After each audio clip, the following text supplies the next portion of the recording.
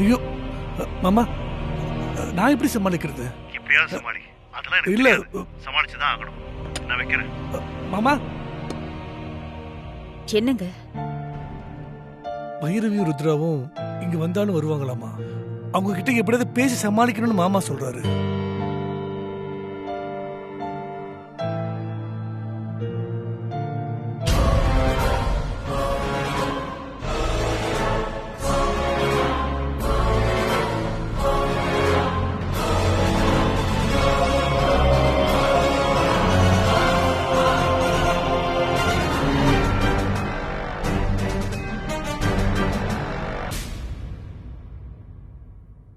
வாங்க அண்ணி.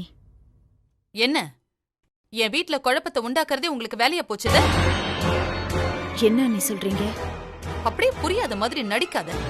நீயும் உன் புருஷனை சேர்ந்து உங்க பொண்ணு துளசிய சுவிகார புத்திரியா தத்து குடுக்கறதா அவர்கிட்ட எழுதி கொடுக்கல?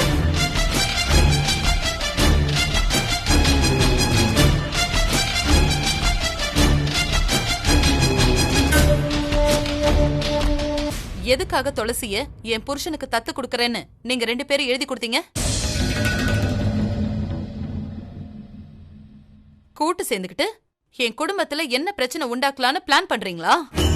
ஓஹோ, அத கேக்குறீங்களா? அது ஒண்ணு இல்ல அண்ணி. அண்ணனுக்கு ரொம்ப நாளா ப்ரமோஷன் கிடைக்கலையா? துளசிய தத்த எடுத்துக்கிட்டா அவ ஜாதகப்படி அண்ணனுக்கு சீக்கிரம் ப்ரமோஷன் கிடைக்கும்னு ஜோசியர் சொன்னதா சொன்னாரு. நீங்களும் அண்ணனும் சந்தோஷமா இருக்கணும்னு நான் ஆசைப்பட்டு ருத்ரா கொண்டு வந்த பத்திரத்துல அண்ணன் கிட்ட கையெழுத்து வாங்கி கொடுத்தேன்.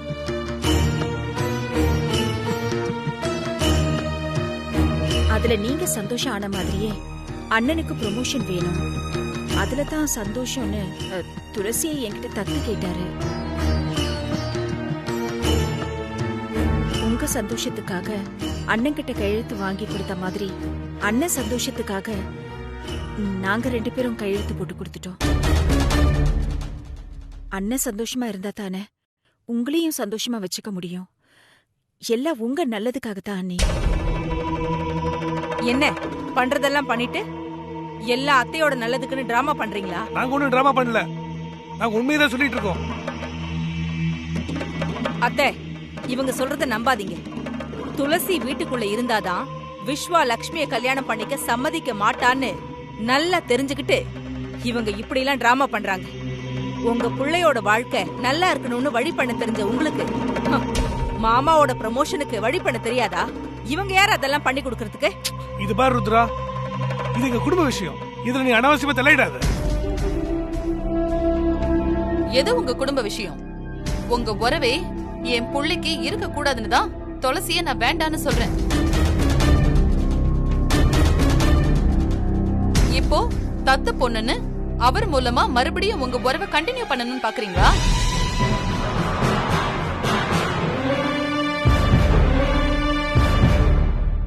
இத பாருங்க, எங்களுக்கு உங்க உறவும் வேண்டாம், உங்களால் அவருக்கு ப்ரமோஷனும் வேண்டாம்.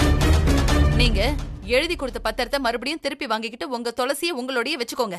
இல்ல பைரவி, மாமாவோட ப்ரமோஷனுக்காக ஜோசியர் சொன்ன மாதிரி துளசியை ஸ்வீகாரம் பண்ணி கொடுக்கறத நாங்க எழுதி கொடுத்துட்டோம். இனிமேல் அதை மாத்த முடியாது.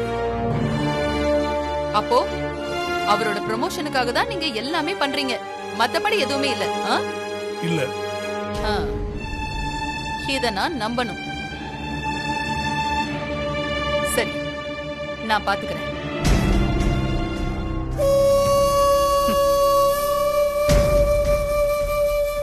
என்ன விட அவருக்கு நீதான் பெருசா தெரியற. உனக்கு அண்ணன் தான் பெருசா தெரியறாரு. சரி, பரவாயில்ல. இது எல்லாத்துக்கும் காரணம் அவர்தான். அவர்தான் இப்படி உங்ககிட்ட வந்து நான் நிக்கிற அளவுக்கு வச்சுட்டாரு. நான் அவர்கிட்டயே பேசிக்கிறேன். அவரை எப்படி சமாளிக்கணும்னு எனக்கு தெரியும். நான் பாத்துக்கிறேன்.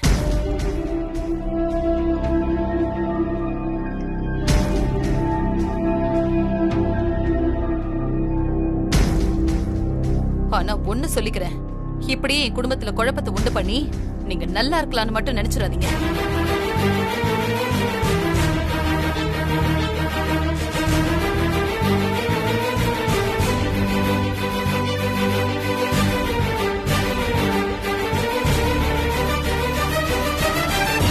துளசிய தத்து குடுக்கறத வச்சு ஏதோ சாதிக்கலாம்னு நினைக்கிறீங்க. அது என்னன்னு நான் கண்டுபிடிக்கிறேன்.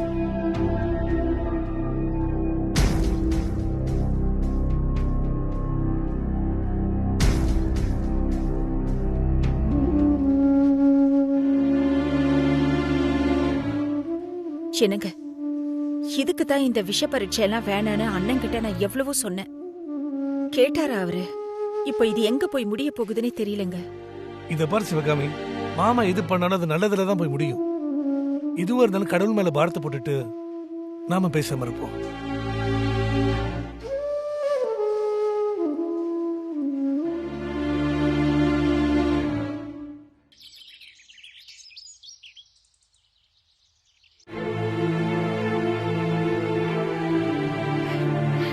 மாமா, நம்ம 2 பேருக்கும் இன்னும் 90 நாள்ல கல்யாணம் நடக்க போகுது. பாயசம் சாப்பிடுங்க மாமா.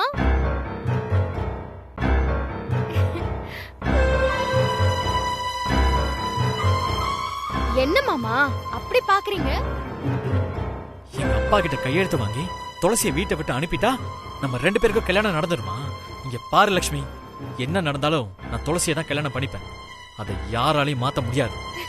ஐயோ மாமா, உங்களுக்கு விஷயமே தெரியாதா? இனிமே நீங்க என்ன பண்ணாலும் அந்த துளசியை உங்களால கல்யாணமே பண்ணிக்க முடியாது மாமா. ஏன்? ஏன்னா அவ உங்க தங்கச்சி. தங்கச்சிய போய் யாராவது கல்யாணம் பண்ணிப்பாங்களா?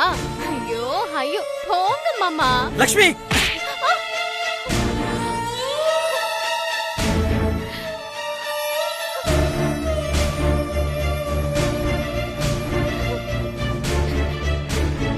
கல்யாணம் நடக்கிறதுக்கு வேற எப்படி வேணாலும் காரணம் சொல்லு. ஆனா எங்க உறவு முறை பத்தி தப்பா சொன்ன நான் சும்மா இருக்க மாட்டேன். நான் உண்மையதான் மாமா சொன்னேன். ராஜன் மாமா துளசிய மகளா தத்தெடுக்க போறாரு. அவள மகளா தத்தெடுத்துட்டா அவ உங்களுக்கு தங்கச்சி தானே? என்னது? அப்பா துளசிய தத்தெடுக்க போறாரா? ஆமா மாமா.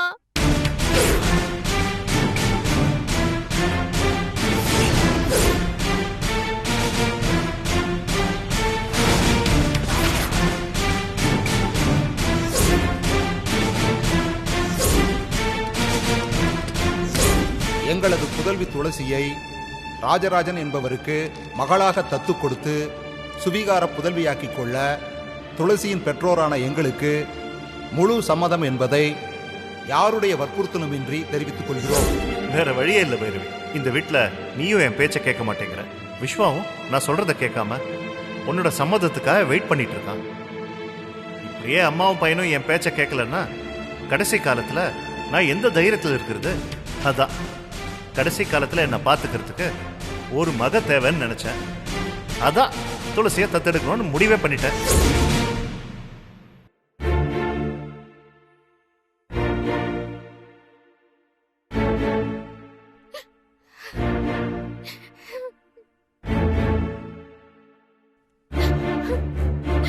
உண்மை என்னன்னு தெரியாம என்ன அடிச்சிட்டீங்க மாமா, என்ன அடிச்சிட்டீங்க.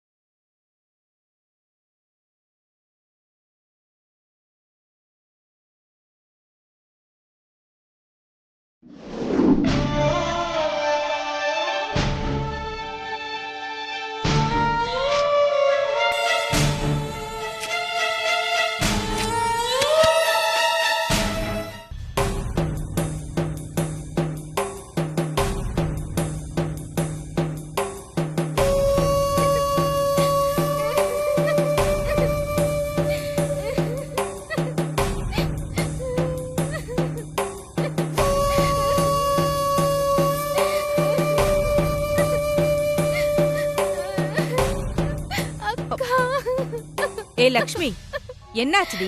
எதுக்கு இப்படி அழுதுகிட்டே வர?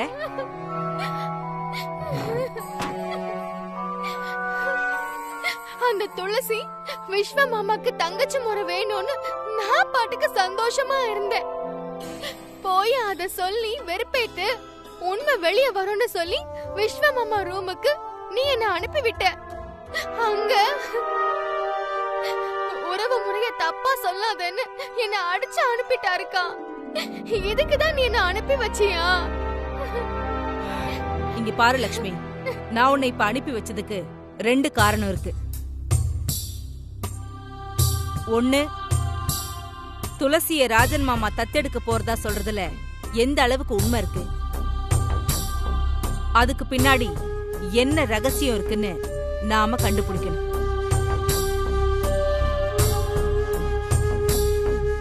ரெண்டாவது, உன் கல்யாணத்துக்கு ராஜன் மாமா கிட்டையும் பைரவி அத்தை கிட்டையும் கையெழுத்து வாங்கினாலும் இன்னும் விஸ்வாவோட சம்மதத்தை நாம வாங்கல.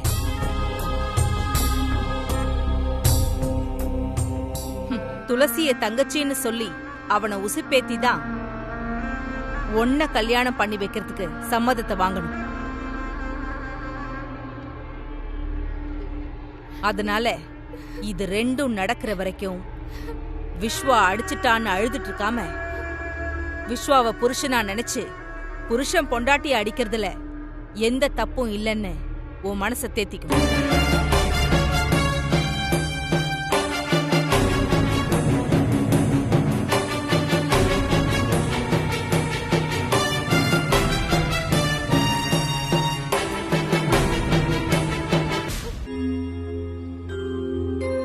விஸ்வா, விஸ்வா, எங்க போன விஸ்வா?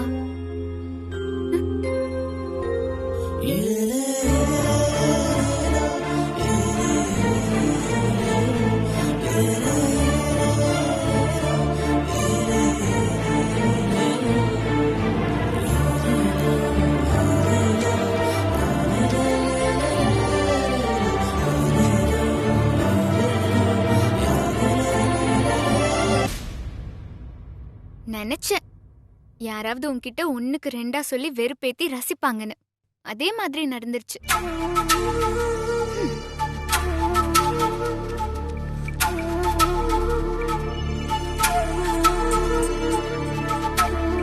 எதுக்குமே கோவம் வராத உனக்கு இப்ப சுருக்குன்னு கோவம் வந்திருக்குன்னா அதுக்கு காரணம் நீ என் மேல வச்சிருக்கிற லவ். இரு, உன்னோட கோவத்துக்கு ஃபுல் ஸ்டாப் வைக்கிறேன்.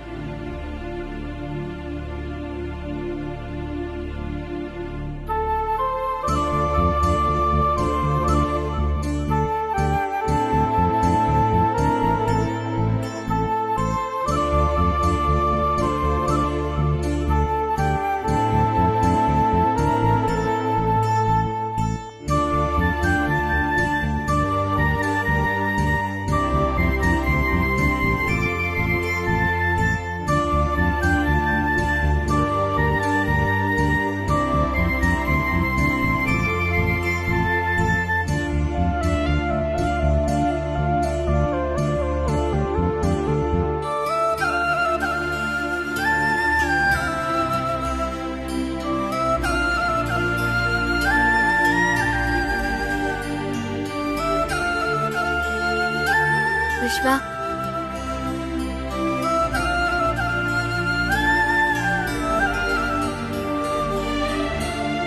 உன் கோவம் இவ்வளவுதானா இல்ல இன்னும் இருக்கா?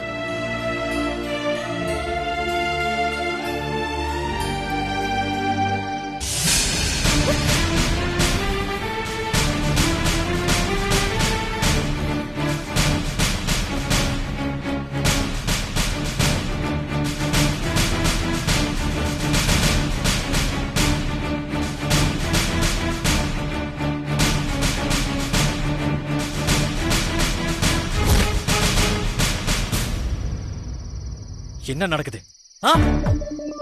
இந்த வீட்ல என்ன நடக்குது? என்ன நடக்குது? லக்ஷ்மி என்கிட்ட வந்து அப்பா உன்னை தத்தெடுக்க போறாரு, அதனால நீ எனக்கு தங்கச்சி ஆவன்னு சொல்றாங்க. அவ சொன்னா அப்படியே நடந்துருமா? ஏண்டா, இவ்ளோ நாளா உயிருக்கு உயிரா லவ் பண்ணிட்டு 2 பேரும் சேரத்துக்காக போராடுறோம். அப்படி இருக்கும்போது எப்படி ஒரே நாள்ல உறவு முறைய மாத்துவோன்னு நீ கொஞ்சம் கூட யோசிக்கவே மாட்டியா? யோசிக்காம நீ பாட்டுக்கு போட்டோவை கிழிச்சு போட்டு வந்துட்ட.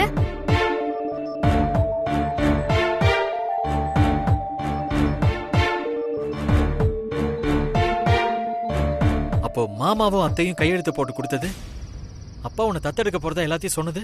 டேய், அதெல்லாம் சும்மா ஒரு டிராமாடா.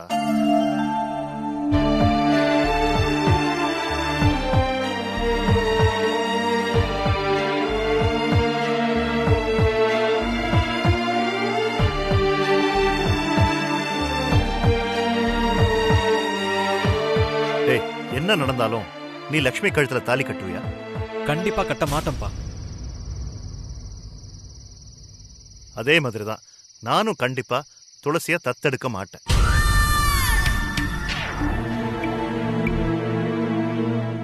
பாரு விஸ்வா, இன்னும் 90 நாள்ல உனக்கும் லக்ஷ்மிக்கும் கல்யாணம் பண்ணி வைக்கிறதுக்காக பத்திரத்துல கையெழுத்து வாங்கி துளசிய வீட்டை விட்டு அனுப்பிட்டான். நான் துளசிய வீட்டுக்குள்ள கூட்டிட்டு வரணும். அந்த ருத்ரா ஏற்பாடு பண்ற உங்க கல்யாணத்தை தடுத்து உங்க 2 பேருக்கும் கல்யாணம் பண்ணி வைக்கணும்னு நினைச்சு உங்க அம்மாவை மிரட்டுறதுக்காக தத்தெடுக்க போறதா பொய் சொல்லி வச்சிருக்கேன்.